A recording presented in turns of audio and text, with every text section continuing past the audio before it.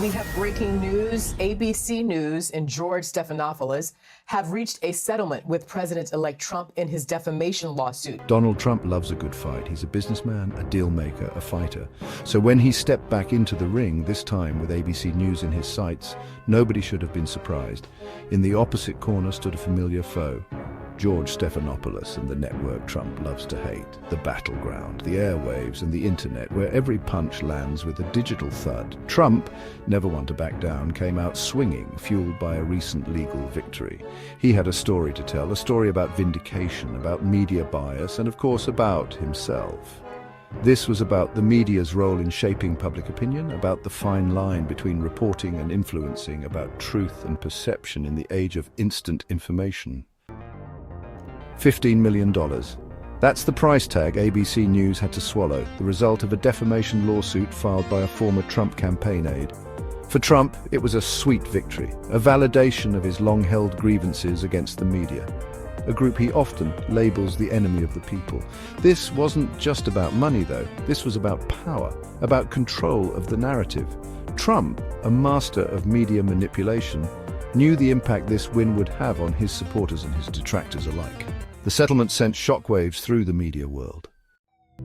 The media, for its part, found itself in a familiar, uncomfortable position, cast as the villain in Trump's narrative, accused of bias, of dishonesty, of being out of touch with the concerns of everyday Americans. But in the age of social media and hyper-partisanship, the line between news and opinion has become increasingly blurred. Trump, with his uncanny ability to tap into public sentiment, has exploited this divide masterfully. He has turned the media into a convenient foil, a scapegoat for his own failings, a way to deflect criticism and rally his base.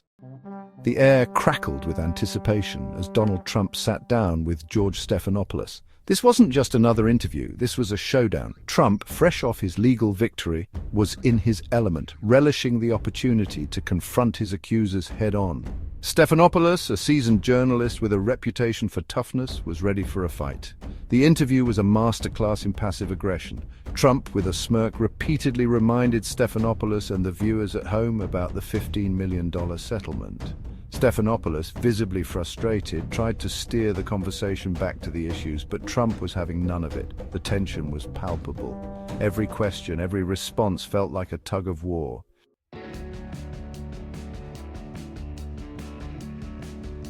Trump's counterpunch, never one to miss an opportunity, used the interview to launch a full-scale assault on the media.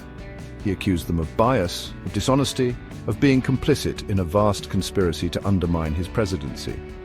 Stephanopoulos, to his credit, didn't back down. He defended the role of a free press, emphasizing the importance of holding those in power accountable. But his words seemed to bounce off Trump, who was already onto his next talking point. Trump, with his keen understanding of the media landscape, knew that this interview would be dissected and debated ad nauseum. He was playing to his base, feeding them the red meat they craved. The interview, as expected, sent shockwaves through the political and media worlds. Trump's supporters hailed it as a victory, proof that he was willing to stand up to the liberal media and tell it like it is. His critics, on the other hand, saw it as a dangerous display of authoritarianism, an attack on the very foundations of American democracy. The reaction on social media was swift and predictable. Trump's name trended on Twitter, with supporters and detractors engaging in a virtual shouting match. Cable news channels devoted hours to analyzing every word, every gesture, every raised eyebrow. The interview became a Rorschach test, with viewers seeing what they wanted to see, confirming their existing biases.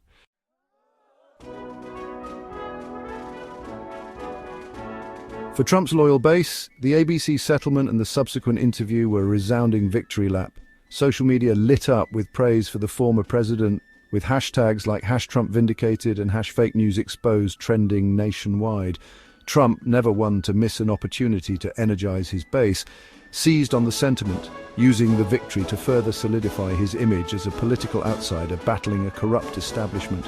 Rallies became celebrations of the win, with chants of CNN sucks and ABC lies echoing through the crowds. Each mention of the $15 million was met with cheers, a tangible symbol of Trump's triumph over his perceived enemies. This wasn't just about a legal settlement, it was about a deeply held belief that the media was biased against Trump and his supporters.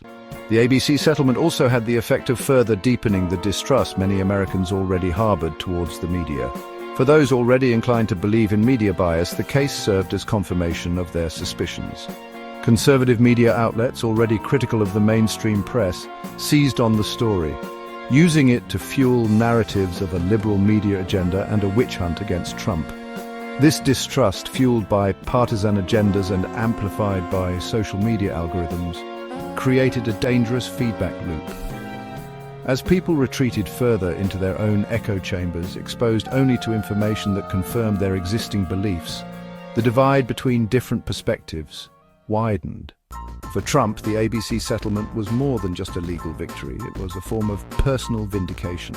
Throughout his presidency, he had been dogged by accusations of collusion with Russia, of obstruction of justice, of being unfit for office. The media, in his eyes, had played a central role in perpetuating these narratives, painting him as a villain and undermining his presidency at every turn. The settlement, coming after years of investigations and endless news cycles dedicated to his alleged wrongdoings, felt like a weight lifted off his shoulders. It was a chance, he believed, to finally set the record straight, to expose the fake news media for what it was, and to rewrite the narrative of his presidency.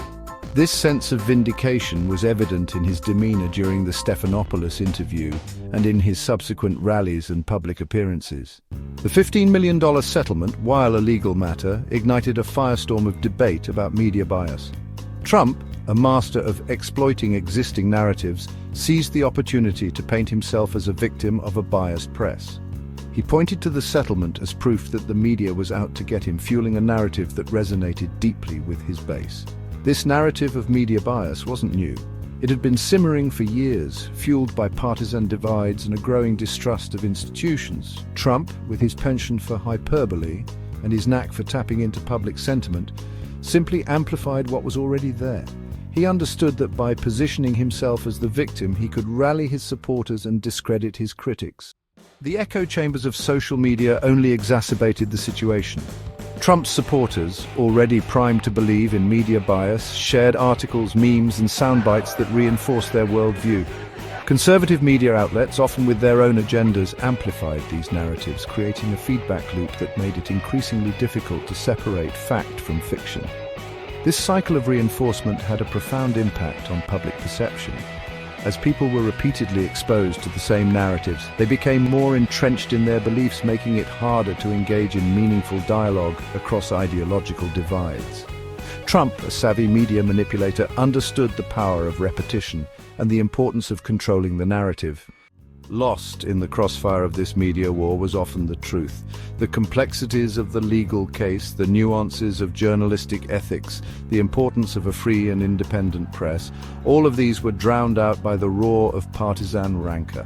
The public, bombarded with conflicting information and distrustful of traditional gatekeepers, struggled to make sense of it all. This erosion of trust in institutions had far-reaching consequences. It fueled cynicism, apathy, and a sense of helplessness among the electorate. It created an environment where misinformation thrived and where political discourse was reduced to simplistic slogans and personal attacks. The timing of the ABC settlement couldn't have been more perfect for Trump. As he geared up for another potential presidential run, the victory provided him with a potent weapon to wield on the campaign trail. He wasted no time in incorporating it into his stump speeches, using it to fire up his base and paint himself as a victim of a biased media determined to silence him. Every mention of the $15 million was met with roars of approval from his supporters, a tangible symbol of his defiance against the fake news he so often railed against.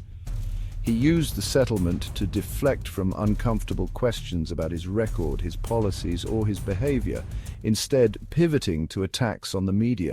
The ABC settlement also raised questions about whether Trump's Teflon-like ability to weather scandals and controversies was back in full force. Throughout his presidency, he had faced a barrage of accusations and investigations, yet his approval ratings among his base remained remarkably resilient. The settlement, coming after years of relentless negative coverage, seemed to embolden him, giving him a renewed sense of confidence and invincibility. He appeared less concerned with criticism, more willing to dismiss any negative coverage as fake news, and more focused on solidifying his standing among his core supporters. This apparent return of the Teflon Don persona worried his critics, who feared that his ability to evade accountability and shape public perception was stronger than ever. Beyond Trump's own campaign, the ABC settlement raised concerns about a potential chilling effect on investigative journalism. The $15 million payout, while a drop in the bucket for a major media company, sent shockwaves through newsrooms across the country, serving as a stark reminder of the potential financial risks associated with covering powerful figures. Some journalists worried that the settlement could make media organizations more hesitant to pursue aggressive reporting on Trump and other powerful individuals, fearing costly legal battles and the potential for public backlash. This, they argued, could have a detrimental impact on accountability journalism, making it more difficult to hold those in power to account. Others argued that the settlement, while concerning, was unlikely to deter responsible journalists from pursuing important stories. They pointed to a long history of investigative reporting that had exposed corruption and wrongdoing, arguing that the press had a duty to hold the powerful accountable, regardless of the risks. The long-term impact of the ABC settlement on journalism and the First Amendment remained to be seen. However, the case served as a stark reminder of the challenges facing the press in an era of political polarization, eroding trust, and the rise of disinformation. The $15 million defamation case won by Donald Trump against ABC News wasn't just a legal battle. It was a symbolic clash in the ongoing war for narrative control in American politics. It underscored the deep distrust that exists between Trump and his supporters and the media establishment they see as inherently biased against them. The case, regardless of its legal nuances, served as potent ammunition for Trump, fueling his claims of a witch hunt and a hostile media determined to silence him. This victory, coming as Trump eyes a return to the political arena, has the potential to reshape the media landscape in profound ways. It reinforces the existing echo chambers, making it even more difficult to bridge the partisan divide and engage in meaningful dialogue about critical issues. It also raises concerns about a potential chilling effect on investigative journalism, as news organizations grapple with the financial and reputational risks associated with covering powerful figures like Trump. The case also highlights the changing nature of news consumption in the digital age. Social media, with its algorithms designed to amplify engagement, often at the expense of accuracy, has become a breeding ground for misinformation and partisan spin. Trump, a master of manipulating these platforms, understands how to leverage outrage and grievance to his advantage, further solidifying his bond with his base and deepening the distrust of traditional media outlets. As the dust settles on this particular case, the larger battle for truth and accountability in American public life continues. The outcome of this battle will have profound implications for the future of democracy, as the ability to discern fact from fiction and hold those in power accountable are essential for a healthy and functioning society. The media, for its part, faces a daunting task. Rebuilding trust in a hyper-partisan environment where accusations of fake news are rampant is no easy feat. It requires a renewed commitment to journalistic ethics, a willingness to acknowledge blind spots and biases, and a concerted effort to reach audiences outside of existing echo chambers. For citizens, navigating this complex information landscape demands a critical eye and a healthy dose of skepticism. It requires engaging with diverse perspectives, fact-checking information before sharing it, and supporting news organizations committed to accuracy and accountability. The $15 million case may be over, but the fight for truth and accountability in the digital age has just begun. The stakes are high, and the outcome will determine the fate of American democracy itself.